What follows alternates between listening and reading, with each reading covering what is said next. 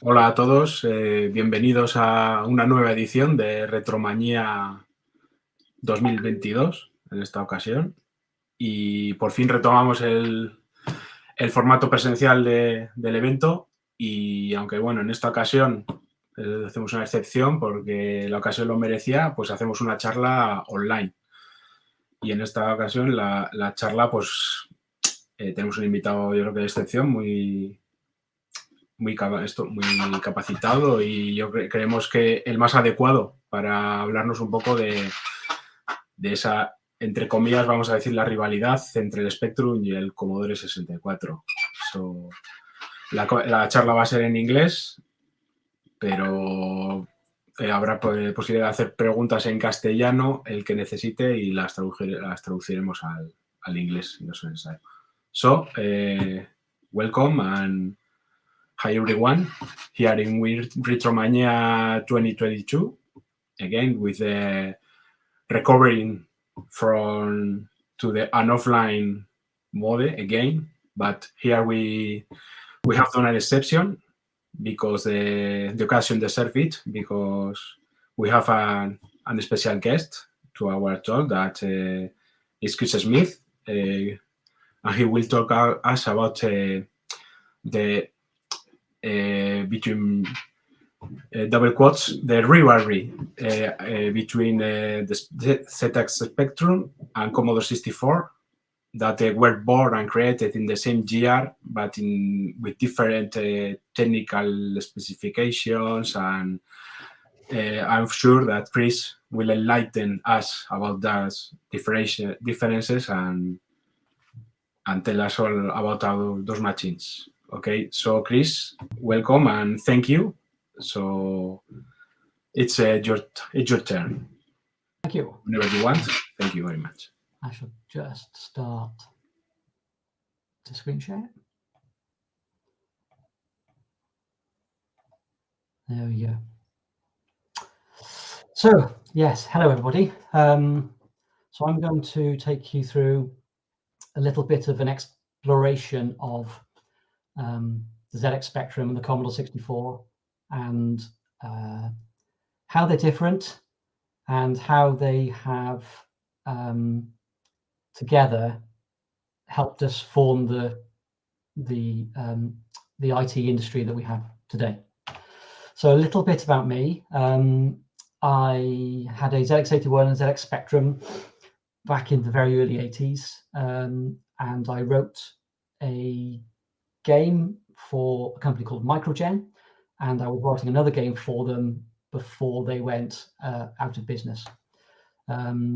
Since then, I have reverse engineered the ZX Spectrum ULA and written the book on it that you can find online at Amazon, etc. And currently, my job is the Chief Technology Officer of Retro Games Limited, and we have over the last 3 or 4 years created the C64 Mini and the full-size version of that, and to be going on sale on Friday this week, the A500 Mini, which is an Amiga Mini console.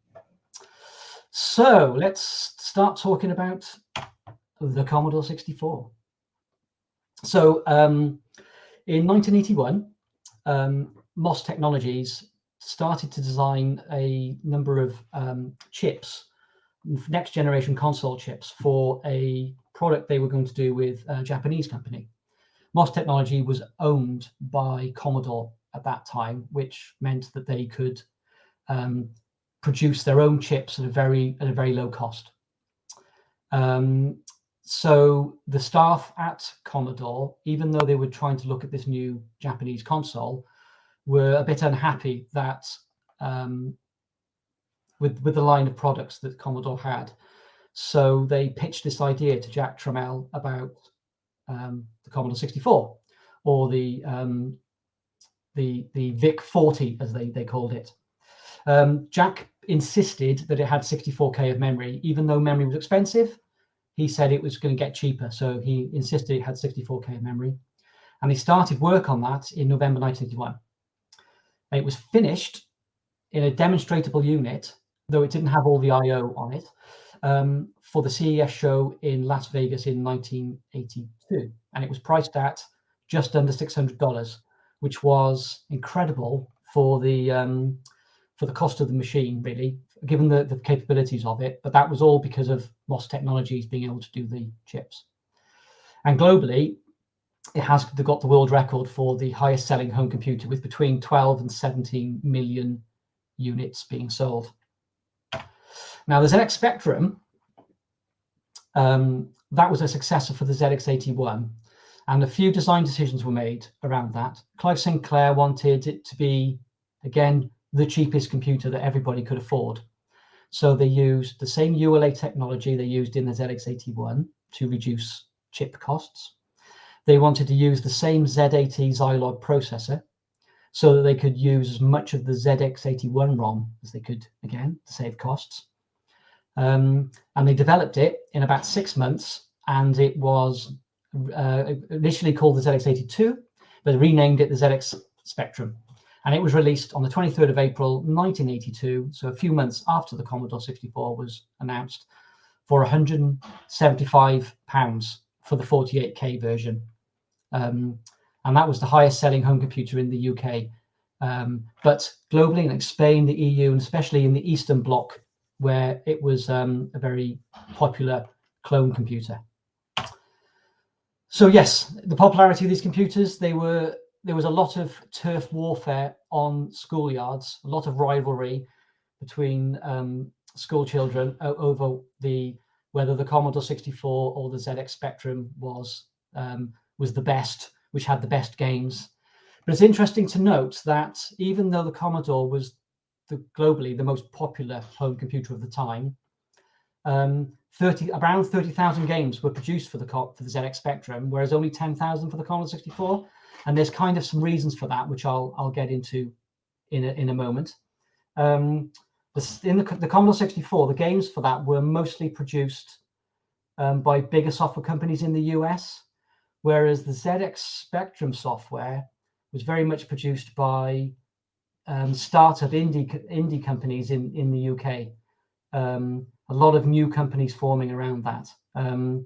Again, they produced Commodore software as well, but there was initially a very big difference in the companies that were producing these games. The ZX Spectrum was, of course, more affordable. It was more than half the price of the Commodore 64. And there was in the early to mid 1980s, there was a lot of price war going on. So the cost of these computers, the C64 and the Spectrum, dropped drastically, again making them more affordable. The Commodore 64 had a lot of really, really important features. Had a full-size keyboard, which was kind of unusual for home computers at that time.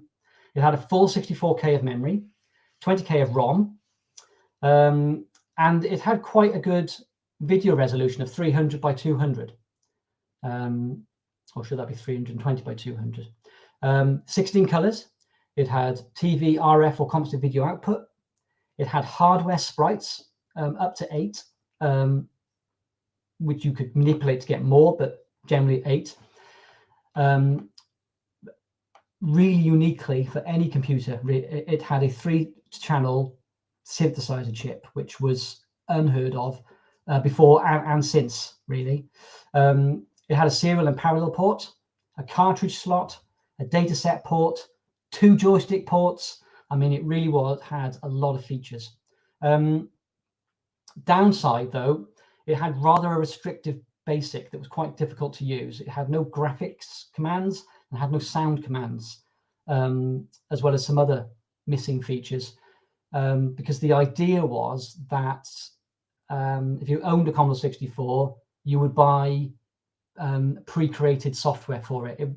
It wasn't really thought of that the Commodore 64 would inspire a whole generation of programmers. Conversely, the ZX Spectrum features, it had a rubber keyboard. Again, cost was the main thing for Clive Sinclair. It had 48K of memory and 16K of ROM, which made up the full 64K that the Z80 could access. It had a 256 by 192 resolution, so it's almost the same as the Commodore 64. Had 8 colors, though you could have them at 2 brightnesses. It only had 1 television output. It had a single channel 1-bit speaker. It had an analog cassette port, and it just had an expansion port for peripherals. So very limited on the interfacing. But it did have quite a capable basic interpreter. But because it was squashed into 16K, it had been optimized for space, not for speed. So it wasn't very fast. So let's talk about the Commodore 64's processor, because a lot of the differences between the machines come down to the graphics capability and the sound capability, but it's the processors that makes the difference between the graphics capabilities, which I'll demonstrate, I think, quite clearly a little bit later. So it had a 6502 processor, essentially, a 6502 variant, but it was clocked, the PAL version of it was clocked at just under 1 megahertz. Now, the shortest instruction would execute in 2 clocks, and that's quite important to note as a comparison with the Spectrum. It had a 16-bit program counter to track which instruction it was running. It had an 8-bit stack pointer, which allowed it to, when you call a function, you can store away some of the values you're working with, and when you come back out with the function, you can get those values back, basically. And it had 8-bit flags, but it only had 1 8-bit register and 2 8-bit index registers. So in terms of the registers that you could store working values with, if you think about them as little boxes inside the CPU, there was only 1 general purpose register you could use that could hold a value between 0 and 255. So it was quite limited, but it did have extensive instructions for swapping values in and out of memory. And that's where that 256 bytes of the beginning of RAM comes in, because it didn't have very many registers, well, 1 8-bit register. That processor used the first 256 bytes of RAM as temporary storage space. It's called page 0, effectively. And it's also worth noting that even though when the CPU isn't accessing the video memory, the VIC2 chip, which generates the graphics, can access the memory, so they don't get in each other's way, which is very different to the ZX Spectrum. When you're running in character mode, the video and CPU do get in the way of each other slightly, so that the speed of the CPU, while that memory is being accessed, drops down to about 927 megahertz. So it drops a little bit. The ZX Spectrum had the Zilog 80 processor running at 3.5 megahertz, so it's nearly getting on for 4 times as fast. The minimum clock cycle, though, is 4 cycles. So in effect, on paper, each instruction is like is basically half the speed, or you can run half the number of instructions in the same number of clocks. But because the clock is 4 times as fast, the Z80 processor does run quicker. However, its advantage is that it has got a number of really useful registers, as well as the program counter and the stack counter. It's got 2 banks of 7 8-bit registers, which can be combined to be 1 accumulator and 3 16-bit registers. And it's also got 2 16-bit index registers, but they've got 2 banks of those. So you can store in the CPU a lot of instructions at the same time that you are manipulating. You don't have to have them stored in memory. As well as that, it provides powerful memory and I/O instructions. So with 1 instruction, you can transfer a chunk of memory from 1 location to another location. It occupies the CPU for the entire of that time, so it's not direct memory transfer, but you can do these things with 1 instruction. So it is more efficient than just writing it in software. The downside of the design of the Spectrum is that whenever the ULA is accessing the video that's in the lowest 16K of memory, the CPU gets stopped. So that really slows down the CPU when the CPU is trying to write to that lower 16K, which contains the video memory. And that causes some issues for games, which we'll talk about in a moment. The Commodore 64 had some really great graphics modes. It's got 40 by 25 character display, but that only allows you to do two colors per character cell, which is very much like the ZX Spectrum, which had 32 by 24 characters. If you increase that to four colors per character, the resolution drops horizontally. So you only get 20 columns by 25 rows, because each pixel becomes twice as wide, but you get to use four colors. If you're not using the character mode, you can use the pixel mode. So that gives you 320 by 200. Again, but that's a low color resolution of 2 colors per 8 by 8 pixels. Or you can use the higher color, 4 colors per 8 by 8 cell, but then you've only got 160 across by 200. On top of that, you can have 8 hardware sprites, which can either be in a single color, transparent background and a foreground color, and they're 24 by 21 pixels. Or if you want to have 4 or 3 foreground colors and a background color, it's 12 by 21, again, half the horizontal resolution. The VIC-2 chip also allows you to shift over the space of one character cell, left or right, the whole screen, to allow you to do some elementary hardware scrolling. And it also allows you to interrupt the CPU, provide a hardware interrupt to the CPU at any scan line on the screen. So you could be running with a character display for the top part of the screen and then go to high resolution at the bottom, switching between the two based on an interrupt.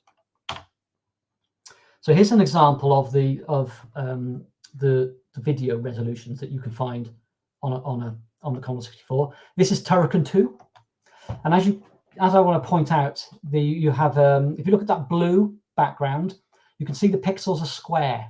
Sometimes there's 2 pixels next to each other to make a rectangle, but they're generally square.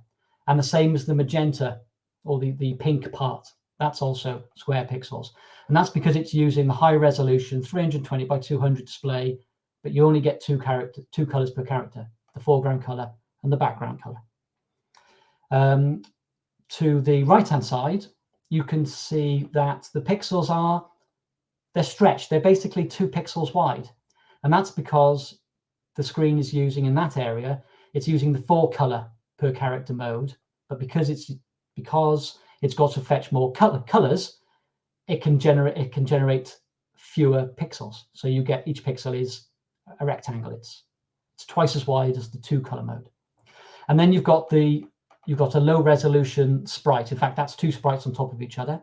And again, you can see it's using 4 colors, but because of that, you get that characteristic look of the Commodore where the pixels are horizontal in shape.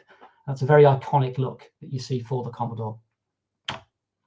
ZX Spectrum, on the other hand, has a 256 by 192 high resolution display, where in terms of the color information, again, it's an 8 by 8 cell, same as the Commodore 64, and you can have only 2 colors, 8 in the foreground, a foreground color or a background color. So you have 8 colors in total to choose from, but 2 intensities. It has no character mode, it has no sprites, it has no hardware scrolling, everything must be done in software, and it has a fixed raster interrupt which occurs when the electron beam is traveling back to the top of the screen. So here's an example of a ZX Spectrum display. This isn't labeled because there is only one display mode, and that is 256 by 192, and each 8 by 8 square can have a foreground and a background color. So this display, all of the graphics have got a background color of black, and the foreground color is, well, as you see. I want to point out though, if you look at the main character's heel, you can see it's going behind that blue transporter as it is. So they've used some clever graphics alignment there to avoid there being two different graphic elements wanting to have two different colors within an 8x8 cell. That's called color clash, and I'll explain or show you that a couple of slides further on in this presentation. Here is the same game on the Commodore 64, and you can see they've used the same high resolution two color character mode for the main graphic, but for everything else on the screen they've used the high color mode, which is at a lower resolution, so you can see that those pixels are more elongated horizontally, and it's a very distinctive look, whereas the ZX Spectrum with its very bold primary colors has a very distinctive look. So here's an example of the color clash. This is 3 Weeks in Paradise, and you can see the main character, which is the yellow man, basically, which is below the left-hand sword. He's currently overlapping an area where there are light blue background graphics, and because he has a yellow color and he's being drawn on top of those light blue graphics, those light blue graphics end up taking on the color attribute that he's got. The Commodore has that, but by manipulating different graphics modes and utilizing different graphics modes and sprites, you avoid that happening. If you use just the one color mode, the high resolution color mode on the Commodore, the two color mode, you get exactly the same problem here. So this is a very good example of color clash.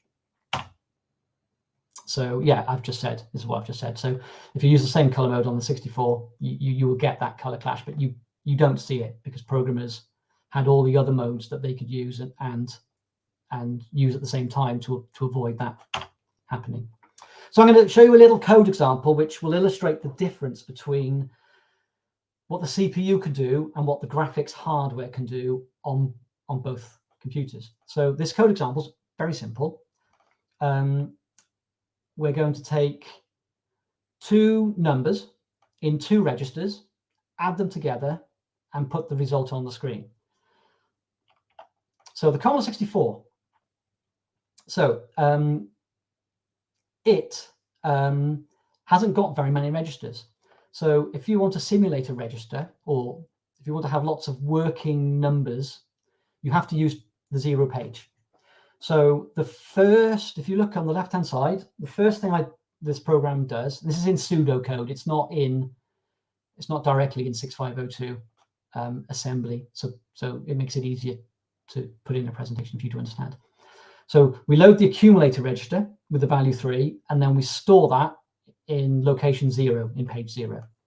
We then load the accumulator with the value 5, and we store that in location 1. So that's why that's in blue.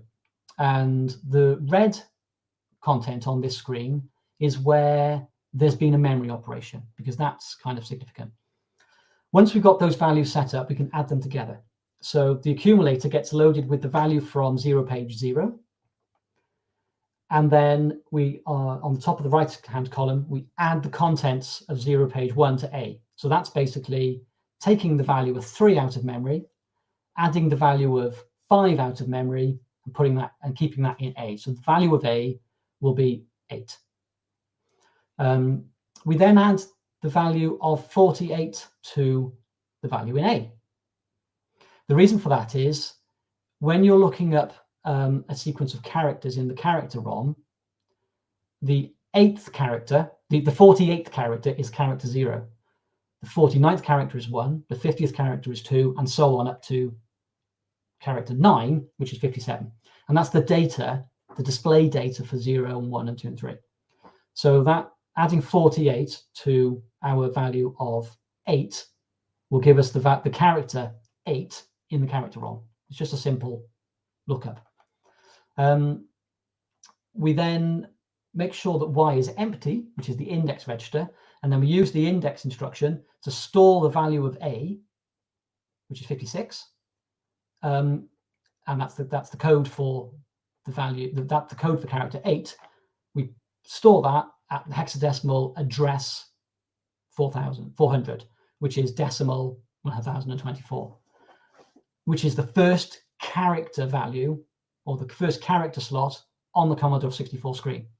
So that effectively puts the PETSCI code 56 into the top right-hand corner of the screen, which is the character 8, which we calculated by adding the two numbers together. So that's how you add two numbers together from registers or page 0 and get the value on the screen. So you're in the top right-hand corner, you'd have the character 8. On the ZX Spectrum, things were a lot more complicated, but easier at the same time. So the Spectrum has a lot of registers. So the ZX Spectrum can load, or the Z80 can load the register B with the value of 3, and then we can load the register C with the value of 5. There are registers set up, nothing stored in memory at all. We can load the accumulator then with what's in C, and then we can add B to the accumulator. So that gives us our value of 8, basically, in the accumulator, or in register A, put it another way.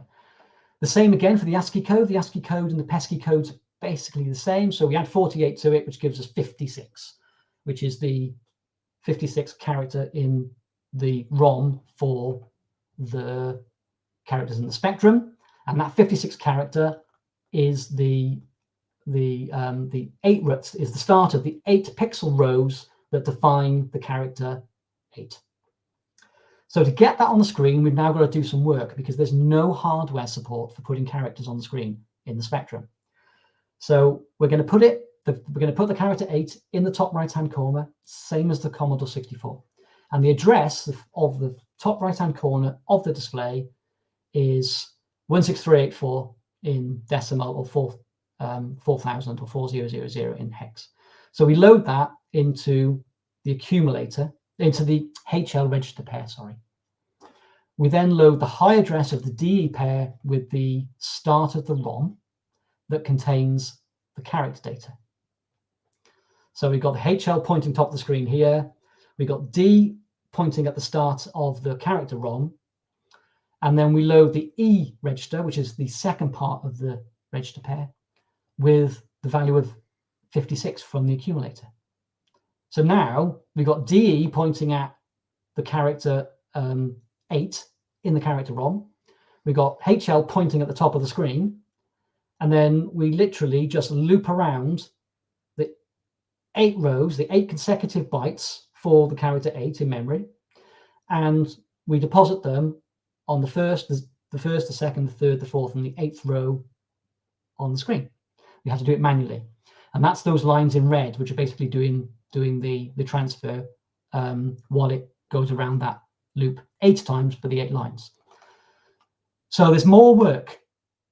There's more code, much more code for the ZX Spectrum Z80 version than there is for the Commodore 64. But if I flip back to the Commodore 64, I want to point out some interesting things. The Commodore 64 version is a lot smaller, but it has more memory accesses. So with more memory accesses, that's more, you have to fetch the instruction out of memory, and then you have to read and write to memory. So that actually takes longer to do. And the ZX Spectrum only has to transfer things into memory when it's writing to the video screen in this example. However, it has to do it 8 times. So in total, it's doing 8 reads and 8 writes to memory, whereas the Commodore 64 version is doing 2 writes to memory and 3 writes to memory in total and 2 reads from memory. So it's got a slower processor. So there's a trade-off between there having been hardware support for putting things on the screen, but also a processor that can't handle as much in terms of data at the same time. So what does this all mean? This means on the Commodore 64, it is really straightforward to create sprites and scrolling games. Very easy to create sprites and scrolling games. Programmers didn't need to think creatively to solve the problems of doing such games because the hardware supported it. They didn't generally push the boundaries, which is why a lot of games on the Commodore are similar in style and look, similar in performance. But there are lots and lots of really notable exceptions to that, and I've picked 4. There are lots of exceptions. Uridium was one of the first, if not the first game to yes, it was using the VIC-20s, the VIC-2 chips hardware scrolling, but it had 50 frames a second, and it combined the high resolution mode, the character mode, and the sprites to provide a 50 frames per second scrolling. The Last Ninja was one of the first games to do true isometric, 3D isometric display, and that was quite complicated. You can see how much work it needs to do when you move from screen to screen, the way it has to draw everything, and you see it drawing, because it's got to do it all in software. There's no hardware support for that. So that slow 1 megahertz processor clock is having to do that work.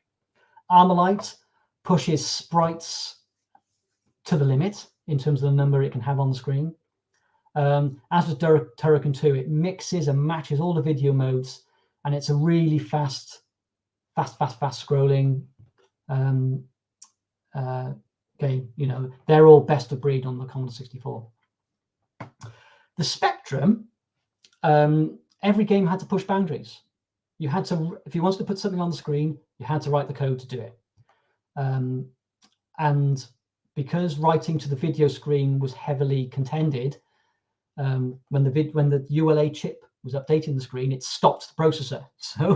So it was a real challenge to write fast graphics and to do scrolling and to do masked sprites on the Spectrum.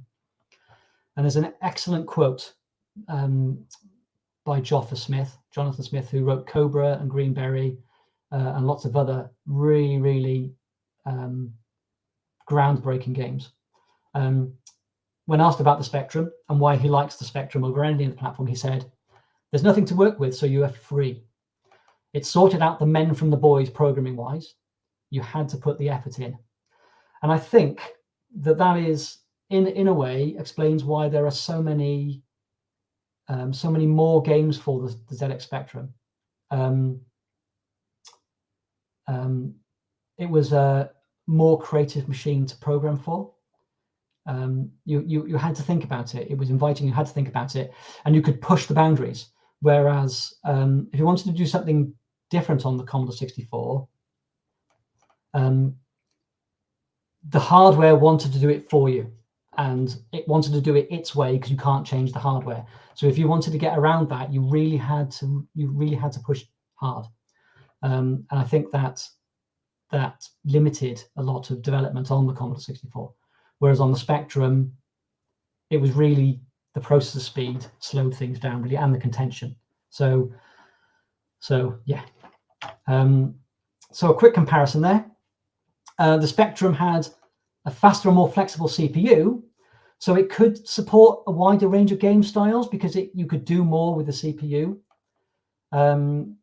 It had one high resolution color mode. You couldn't avoid color clash. It was really good at direct manipulation of the screen, apart from the contention.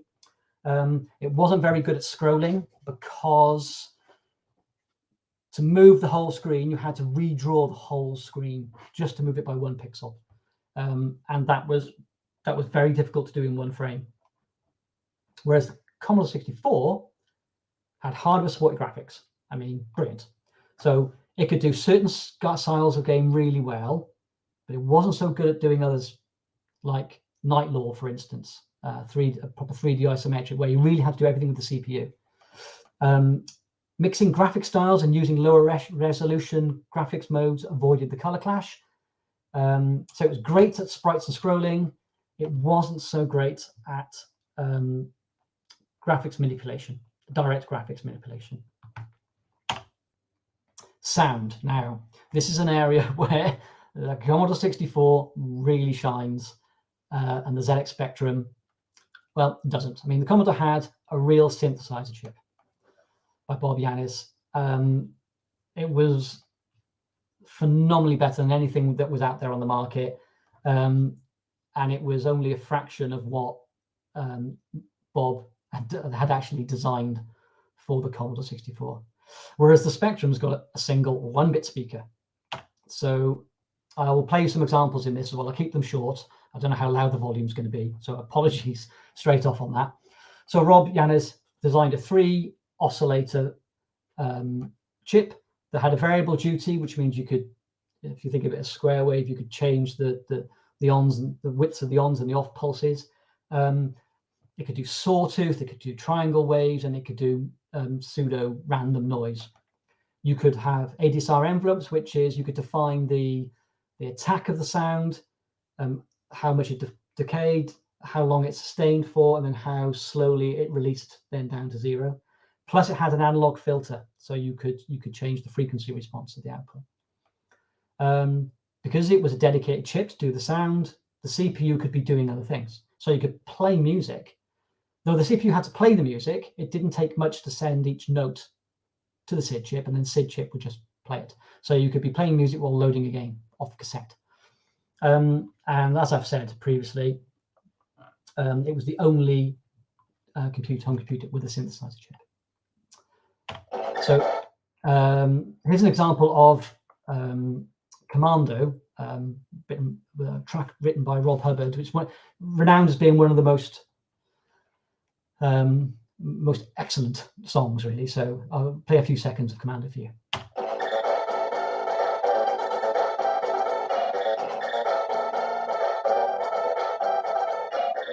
You can hear that distinctive SID style.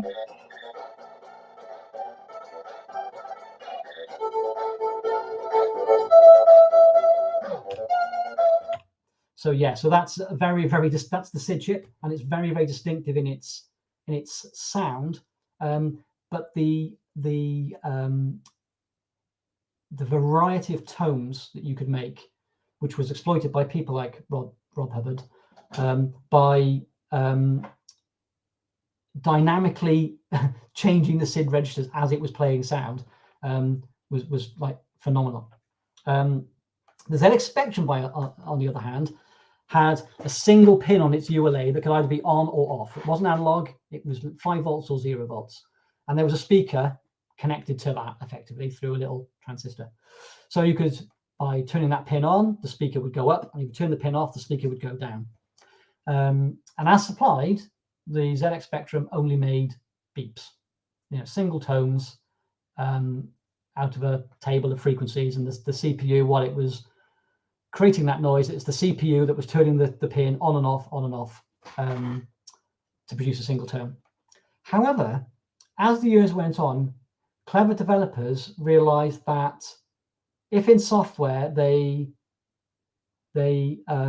tracked whether they wanted to, when the pin would be on and when the pin would be off, and did that in software simulated in software for multiple channels, and then combined those results, they could turn the speaker on and off at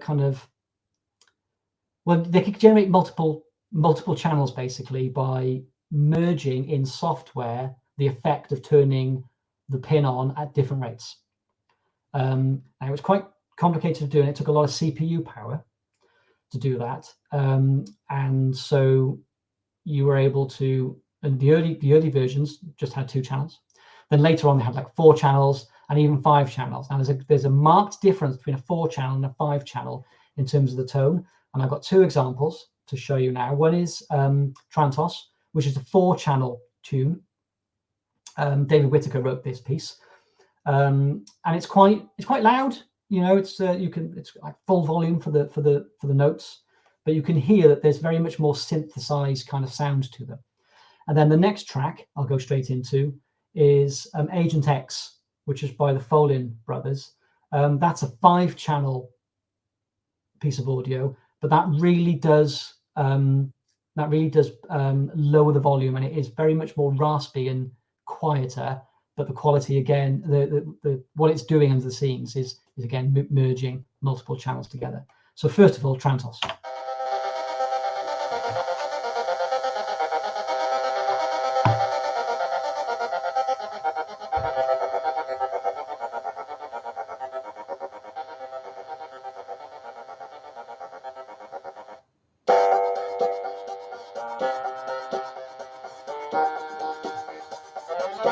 So it's very different to the normal Spectrum beep.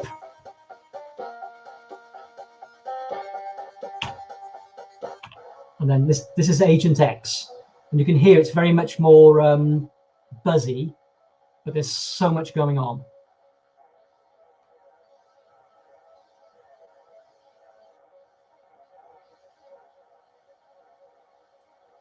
It takes a few seconds to get really into it.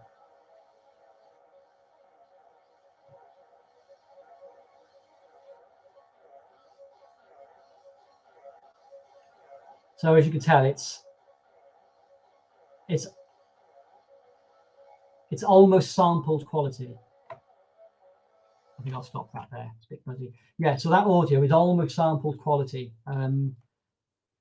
It is very buzzy, but it's still very impressive what later software developers managed to do with a single pin that could either be on or off, and that was your only audio interface on the ZX Spectrum.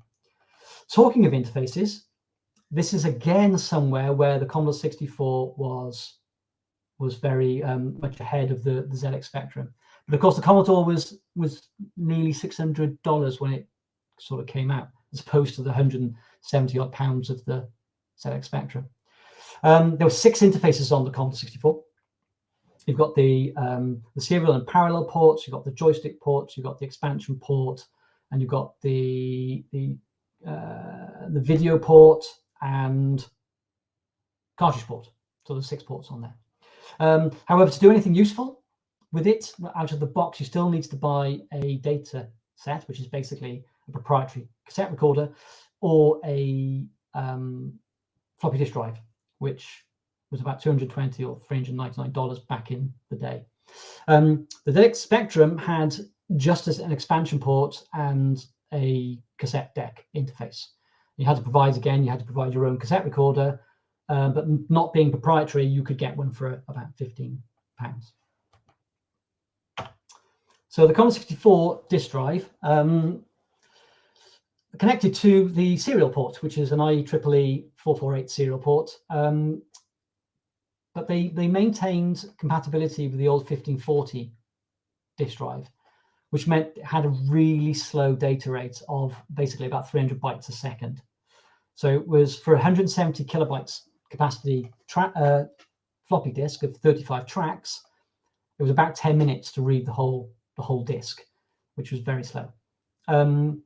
Custom firmware, custom software that worked around the interfacing issues could drive that up to about 4K, about a second. And then there were third-party hardware interfaces that would allow you to connect the drive to things like the parallel port, etc. Could increase that even further. But because they were doing things differently, they weren't generally compatible with third-party software. The third-party software wasn't compatible with the standard firmware. The ZX Spectrum, on the other hand, had two expansion ports, which were released by Sinclair, though there were lots of third-party expansions.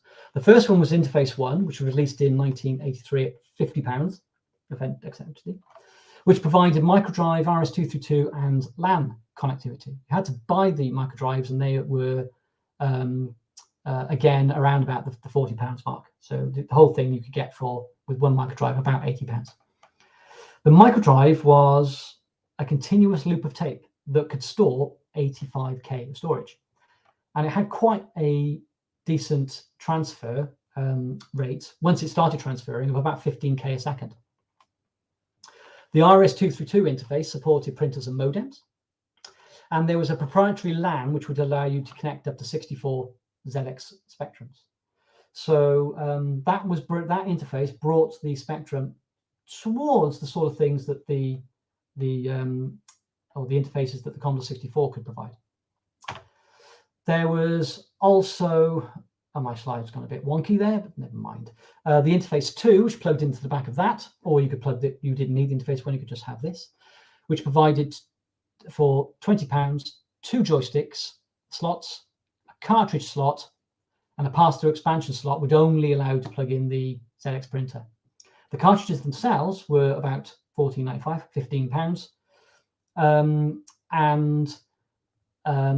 The only games they released for them were the 16K ultimate play the games titles like Jetpack, or Pst, Cookie, and that kind of thing, plus the ZX Spectrum 16K games from Sinclair, such as the Horace games, Planetoids, chess, and all that kind of stuff. So to summarize the interfaces, the Commodore 64 had a better interface out of the box, which is not a surprise given it was quite an expensive computer anyway. But most importantly, it had joysticks and cartridges, which is what most people used and needed. And unfortunately, though, for its disk interface, relied on the restricted, the very slow IEEE 4448 interface, or rather, it was the reliance on that being serial coupled with compatibility with the 1540 disk drive that meant there was a slow disk drive interface. The ZX Spectrum had limited interfaces, but that drove a really good market and a very competitive market for third-party joystick interfaces and disk solutions.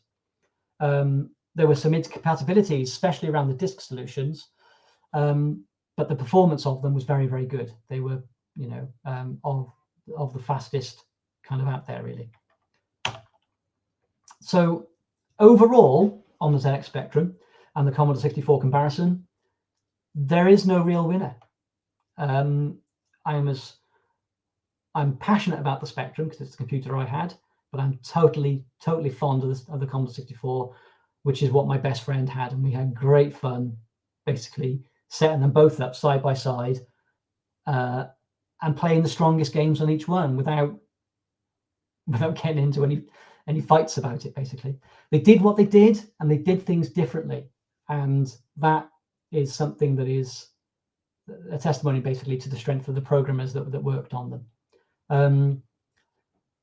The advances in one pushed the advances in the other. So when Uridium came out, it was a little while before Uridium came out on the Spectrum. But when Spectrum programmers saw Uridium on the Commodore 64, they were compelled to push harder and harder and try and achieve the same sort of scrolling and that kind of thing on the Spectrum, which they wouldn't have done if it was just the Spectrum. They would have just been competing against the next game. But the two different platforms, they really did inspire one pushing against the other. When Night Law came out on the Spectrum, that inspired developers to do things like Chameleon on the Commodore 64. I heard that Night Law had been commissioned for the Commodore from that author, but it never actually came into fruition. So there's a lot of great rivalry and a lot of pushing between the developers on both platforms to push. Between them, they were the most popular computers. Without a doubt, the world is a much better place and has inspired so many developers just because of those two platforms. They both kickstarted the whole software and games industry, especially that cottage industry in the UK, all that indie industry. That's why there were so many software companies for the Spectrum and the Commodore in the UK and in Europe, and so many games titles released. And the people like myself and other youngsters who were in their young teens who owned the Commodore 64 or the Spectrum have gone on to be industry leaders in IT, and are working for the likes of Facebook and Google, and they owe that to the inspiration they got and their start they got and their first experiences that they got from coding pretty much and using the Commodore 64 and the ZX Spectrum and other computers, but those two were the dominant computers. And today they are both fun, challenging, and inspiring to code for. And there's still great fun to be had. And there are still people out there who are creating new games for both platforms and releasing them, and getting a lot of earning a very small amount of money, but still earning some money from it, and getting a lot of rewards and satisfaction from doing that. So there we have it. That's the roundup of the Commodore 64 versus the ZX Spectrum. or the ZX Spectrum versus the Commodore 64, depending on which camp you're in. So it just leaves me to say thank you, and are there any questions? And that's exactly 45 minutes, which is exactly what I planned for. So there we go. Thank you. Okay, thank you very much, Chris, for the talk.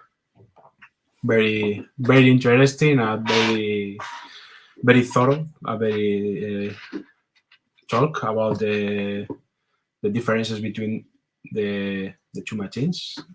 So we are going for the questions. I'm going to read. There are some on the chat. We have here the first one is I think it's a very good one that we have now new hardware, for example, for the Spectrum, like the divider.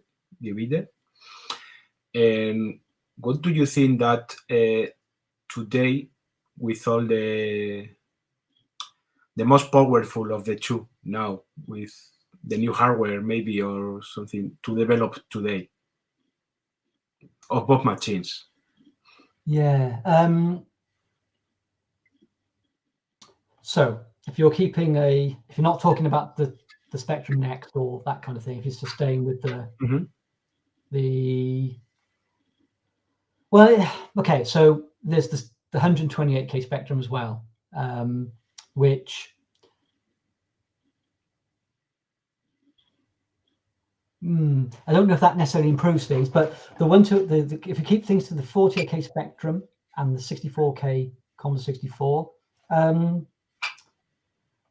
I don't think they're any more powerful now. We know so much more about the VIC-2 chip. There are some amazing scrolling modes that they're tricky and they can crash the machine. They can lock the machine up, but there are some great scrolling modes that you can use now that have only in recent years, people have been discovered. So that's really good for the Commodore. But in terms of developing, with div IDE and the SD card interfaces you can get, it's much quicker to develop. And I think what people are generally doing these days, take myself for instance, I use the GNU bin utils to develop Z80 code for the Spectrum, and I compile it under Linux or assemble it under Linux, link it under Linux, generate my binary image, and I can generate a TAP file or a snapshot file straight from that and load that straight into a real ZX Spectrum through my +D interface on a floppy drive. The slowest part in that entire process is copying it onto the floppy or the SD card and putting it across onto that device. In terms of assembling and creating the code, it's done in half a second, So developing on the Spectrum and developing on the Commodore 64 using modern development tools and using modern storage devices to get them onto the real hardware, and the emulators you can run on our Linux and Macintoshes and PCs means that development is much, much faster. You can experiment and try things out much, much quicker. And so the quality of what you're writing, the quality of what you're producing is much, much higher. So that is a really interesting question, and it's got a big answer, which I'm trying to make small, basically. So I think it's much better these days. If we'd had this equipment back in the 80s, wow, what would we be doing now? So there you go. I hope that answers it. Well, we have another question that do you think learning to programming for kids, which one do you think is more appropriate? Do you think that a PC or maybe with a ZX Spectrum or Commodore 64? Okay, so the Commodore 64 BASIC is horrible. Because kids, they want to do graphics and they want to do sound. Mhm. You can't on a Commodore 64. You have to use poke. So saying that though, you can get GDOS and that kind of thing. You can get better basics and things for the Commodore 64. Basic on the Spectrum is better, but learning to use the keyboard shortcuts and tokens on a ZX Spectrum is not necessarily challenging. We all learned how to do it as children, so it's not hard. But if a child is learning, knows how to type on a normal keyboard, PC keyboard, which is likely, trying to get print hello world on a Spectrum is going to be not very intuitive, because they'll have to unlearn what they know. But you've also got things like Raspberry Pis, and you can learn Python. And I think Raspberry Pi is a really good option. But what I don't like about the PC, or what I think you lose from a PC, is when you turn a PC on, you get Windows. You get a mouse pointer and you get point and click. You're not thrown straight into a programming environment. And that's what you have on a ZX Spectrum, and that's what you have on a Commodore 64. So when you're faced with a commands prompt where you've got no other choice but to start typing commands, I think that's where you really learn, because you can't do anything other than type a command. You have to get the book and see what you're doing. So even though the Commodore 64 and the Spectrum have got challenges today for accessing and programming using BASIC, I think there is a lot to be said for having no graphical user interface and just having please type in a command. You know, it's like, well, what do I do? Oh, it's doing something. It's giving me an error. Why is that an error? I'll get the book. Oh, I need to do. You learn straight away.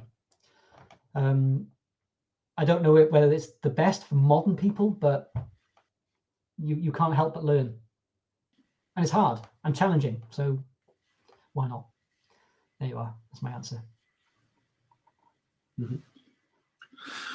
Okay, I have a question. You have been involved into some way porting these two machines to an emulator or simulator, FPGAs or something. What do you think was the most complicated part to implement of each machine? And another one is, do you any time thought that why in hell do they decide to do it this way or do this design? Why do they have this idea of in both machine, in each machine? Yeah. Okay, so I'll answer the second question first. So on the Commodore 64, do I think why they do it this way? No, on both machines actually. No, I've never had the question. I've never thought, why the hell have they done it this way? I have thought, why have they done it this way? If you see what I mean. So I've never been dismayed at why they've done it a certain way. I've been interested why they've done it a certain way. On the Commodore 64, yeah, there are lots of things that are a bit weird. So things like some of the way that the VIC chip works and all that kind of stuff. But the difficulty for me is I kind of understand the electronics behind what they've done. It makes sense that they've done it the way they've done it on the Commodore, because it came from what happened before. But what they did was amazing. And if you look at the SIDS chip, that is fantastic. And that will feed into my next answer, which is the first question. And on the ZX Spectrum, they could have done the graphics slightly differently. It wasn't very much more work, and it probably wouldn't have cost much more. Well, I understand this is to do with time, they didn't do it, but it would have been relatively easy, like they did with the Timex machine, to allow there to be an 8:1 color mode. So basically 192 lines of color resolution instead of there being 24 lines of color resolution. So no, I've never really thought, why have they done it that way? In terms of porting this and doing this in new technology, when we did the C64 Mini, that's all been done with emulation, and the hardest thing was the SID chip. The SID chip is very complicated to emulate, and to emulate the SID chip and to emulate the video and emulate the CPU all at the same time is difficult. And we were trying to do it in a very modest system on a chip. So that was difficult, and that took the most time to get to work in that device. On the ZX Spectrum, the hardest thing to get right in doing the ZX Spectrum is the memory timings. Because everything's done in software on the Spectrum, because there's no graphics hardware, the exact timing performance of instructions is very, very important, because programmers use the exact timing of instructions, or their knowledge of the exact timing of instructions, to be able to get graphics operations done inside the border of the video. When the electron beams drawing the border, there's only when it's in that pixel display in the middle is the RAM contended. Outside that, it runs, the CPU runs at full speed. So we need to know how long those timings, those instructions take. And if you're trying to emulate that or do that in FPGA, unless that's perfectly right, the games don't run perfectly. You get video glitches, you get scrolling, jumping around. So that's the hardest thing to do on the Spectrum. Yeah, there we go. 2 answers. Thank you. So I don't know if we have any more questions. Yes, we have one. Can you hear me? Yeah. Okay. First, thank you very much, Chris, for your talk. It was amazing. After 40 years, I'm still learning about these computers. Thank you very much. I have some questions. Some of them is which features do you think Sinclair and Commodore should have included in the first releases of their machines? For example, an on-off switch for the Spectrum. That's my, So now your turn. I get that question all the time. And actually, now you've just asked those questions, I've just thought of something on the previous one. It's kind of an answer for both, a little one. There is one thing where I say, why did you do that? And it's on the Spectrum, where they use a single bit, a single address line, A7, for the ULA I/O port. It's not fully decoded, and they could. I've looked inside the ULA. I know they could have done it, So because that causes so many problems with interface addresses clashing. So I wish they had done. So to answer your question, I wish they'd done that. I wish that they had maybe increased the vertical color resolution on the Spectrum, because I think they could have done that. It would have used more memory, but I feel they could have got it in the ULA at a push. What else on the Spectrum would I like them to have done? I think they should have done. It would have been nice to be able to set where on the screen the interrupt occurs. These are things that nobody would have known this. This is, as a games programmer, years down the line, I wish we could have done that, What else on the Spectrum? I wish you could have changed the start address of the video screen on the Spectrum, because that would have done scrolling.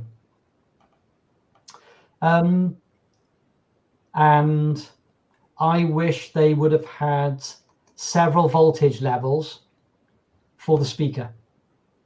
I know why they couldn't do that, because they shared the one pin with the cassette output and the cassette input. So they were already using multiple voltage levels through one pin. So that's why they couldn't do that.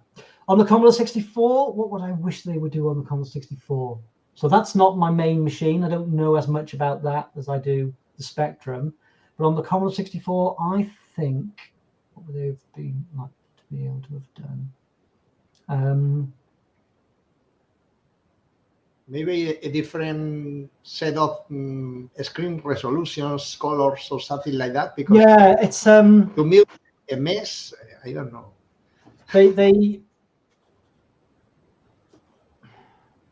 So okay. Some of this answer is kind of like they couldn't do it. So it would have been nice if they could have doubled the horizontal resolution, but then halved it again so they could have 4 colors and not have that elongated pixel. Now the reason they couldn't do that was the amount of, because it's all based on the character display mode, and it was, well, then they could have done it, but the CPU would have run even slower.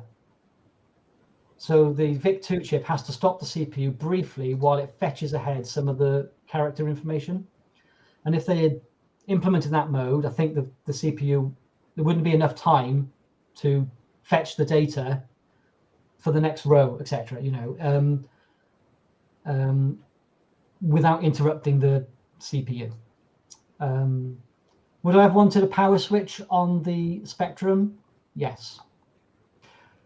What else would it be? Oh, yes. So they used cheap components on the Spectrum, and there were a few things that kept failing. So I wish they hadn't used the 4116 dynamic RAM chips, because they were really susceptible to failing. And there's a transistor in the power circuit that always failed. And when that failed, it would the RAM would fail. So there were some reliability issues. So I wish they hadn't done that.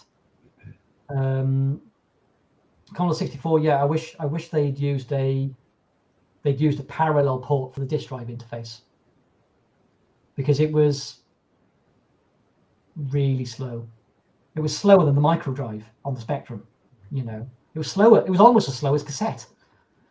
It just meant you could store more. So yeah, power switch on the Spectrum. Yeah, it would have been nice to have a power switch, I think. I think they were stuck for space as well. Well, it's a long list. Yeah. Well, yeah, I know, but you know, it's 2020, and it's like this. Yeah, so there's a handful of things, really. You know, if I had to choose one, the power switch. That's your choice. No, if I had to choose one, it would be the graphics mode on the Spectrum, I think. But then we would have had less memory for games. That's it. Because actually, and I didn't say this in the presentation, the Spectrum had more memory available to it for games than the Commodore 64 did, even though the Commodore had 64K of memory. Because so much was loaded up into memory. It was used for a lot of stuff.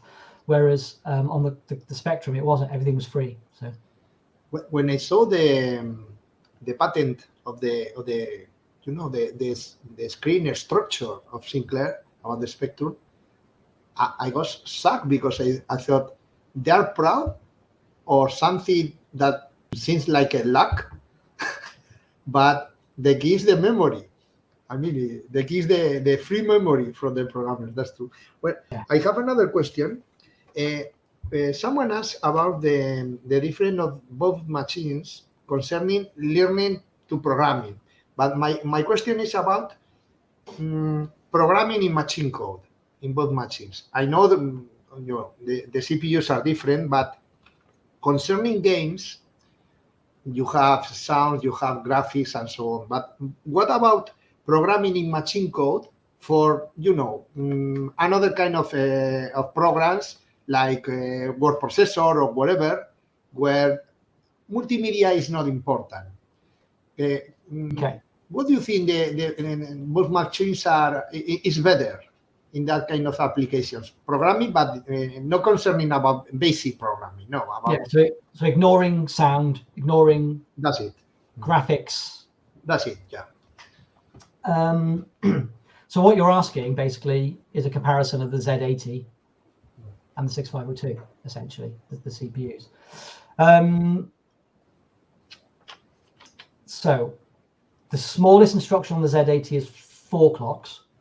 The smallest instruction on the 6502 is 2 clocks. So you could say that the Z80 runs at half the speed of the 6502, but the Z80 is nearly 4 times as fast in the computers. So what's that? Twice the speed. So it's so the Z80 still runs quicker. So if you're experienced, if you're an experienced programmer, if you're not an experienced programmer, let me put it that way. If you're not an experienced programmer, I think that they both come out to be the same. And 2 inexperienced programmers will have different results because it all depends on which instructions you choose. An experienced programmer will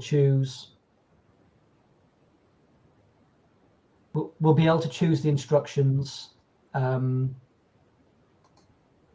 to meet the needs that they are trying to meet. So if they've got something that's very complicated and not much memory, they will choose instructions which are smaller.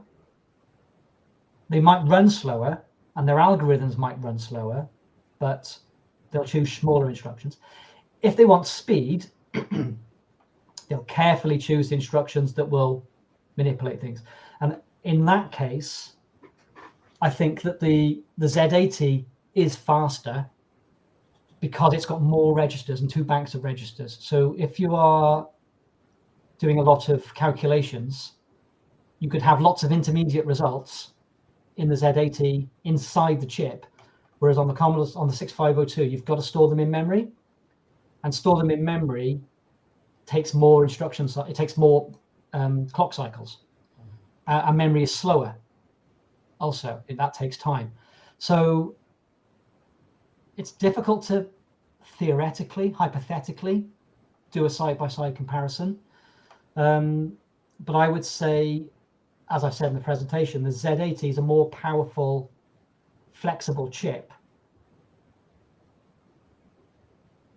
But the 6502 has got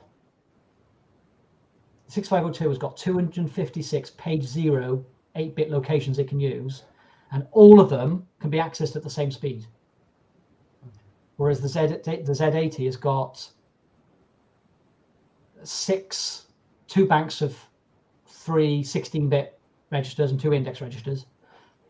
As soon as you get past those, you have to start storing things in memory.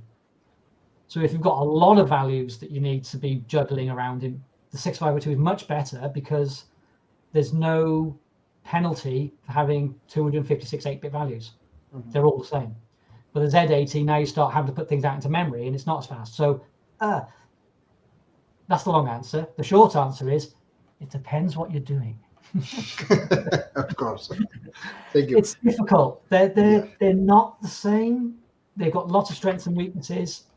An expert programmer with both processes will do the same job. Okay. My last question is about other computers in the same years. The MSX computers were released just 1 year later, only 1 year later. Amstrad CPC only 2 years later, but it seemed like 1 year or 2 years in that decade is like a century, because you lost everybody. So what do you think about these 2 machines? Of course, technically they are like the 64 or even more, but I mean the impact in society were completely different. So yeah, what can you say about this? The quick one to get to, right? The MSX. 4 megahertz Z80 processor. Hooray. Not a bad machine. The idea of the compatibility, because it was a standard before the PC standard, I can't help but respect what they were trying to do. It was a really good idea. That we're all used to that now, but back then it was brand new, so that's really good. However, you could not access the video memory, so you could do sprites, and sprites. So as a games machine and that kind of thing, it was really limited. You could do great sprite games, but that was a real, you couldn't do things like Night Law, you couldn't do fast vector graphics, you couldn't do, I think you couldn't do, but doing something like Elite properly, the speed you should be able to do on the computer, you couldn't do. The Amstrad CPC, I thought was a lovely machine. Never owned one. I spent some time at Microgen, and they were doing some conversion work from the Spectrum onto the CPC. It wasn't so good at scrolling because it had one graphics mode and 4 bits per pixel. Well, scrolling 4 bits per pixel was slow because you had to move the data around, etc. Yeah, it was a really, really good machine. But it was too late. It was too late to the game, really. So the Amstrad basically got a load of not always very good Spectrum conversions. It never really. There were some games which were written for the CPC, and of course, then they looked not very good on the Spectrum, you know, because of much lower graphics capability. Yeah, so I think on paper the MSX was the better of the two machines, but in reality, what you could do with the Amstrad CPC was more. So yeah, it's a bit of a technical answer really, because at that time it came down to technology, I think. So. Okay, thank you very much.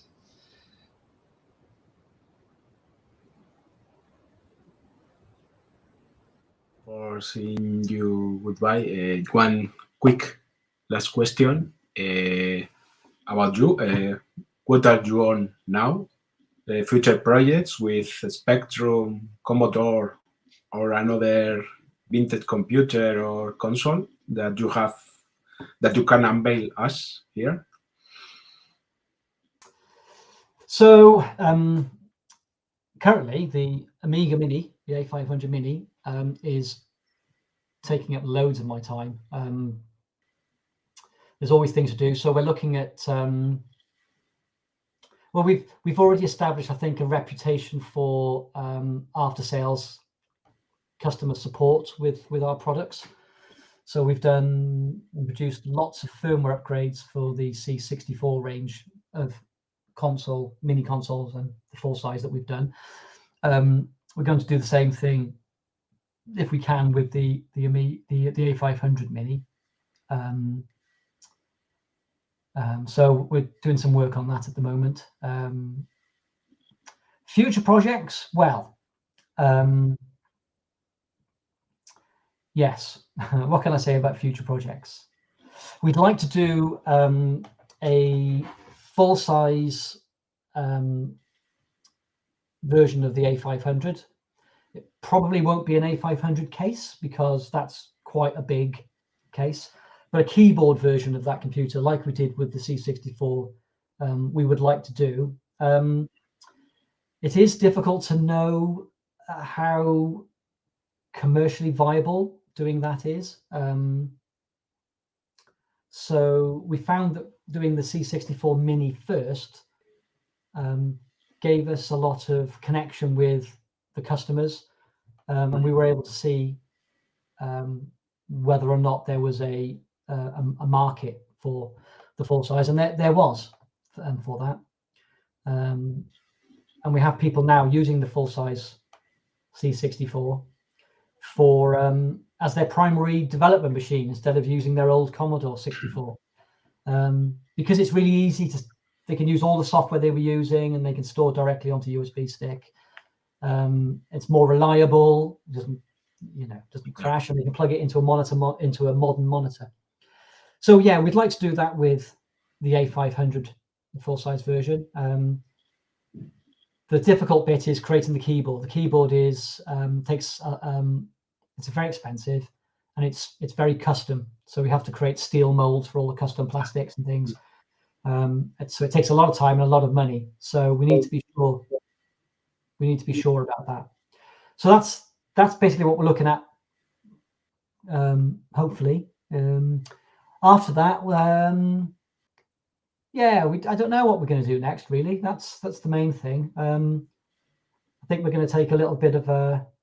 It's been a lot of work to get the A500 Mini out. Yeah, I'm looking forward to a little bit of a rest and a short holiday to recover, and then we're going to see, what we're going to do for the future. But yeah, trying to support the community. That's a big thing, actually, that gets overlooked, but does take an awful lot of time. It's not just about the products; it's about the community. We don't know what that's going to look like going forwards, but we're hoping that the A500 Mini is going to encourage new users, new games, and then we'll see where we can help.